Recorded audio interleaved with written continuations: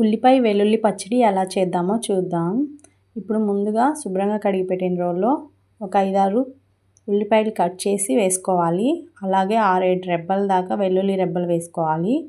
తర్వాత పచ్చిమిరపకాయలు ఒక 5-6 వేసుకోవాలి. 1 స్పూన్ ధనియా పౌడర్, 1 స్పూన్ కారం వేసుకొని ఇవి మెత్తగా కచ్చా పచ్చాగా అయ్యేటట్లు దంచుకోవాలి. లేదంటే మనకు కావాలంటే ఇంకా కొంచెం మెత్తగా దంచుకోవచ్చు. మరీ మెత్తగా ఫైన్ పేస్ట్లా కాకుండా కొంచెం దంచుకుంటే బాగుంటుంది పచ్చడి, చాలా టేస్టీగా ఉంటుంది. ఇది ఇప్పుడైతే తీసుకొని మనం తాలింపుకైతే ఒక కళాయి తీసుకొని కొంచెం ఆయిల్ వేసుకున్నాను.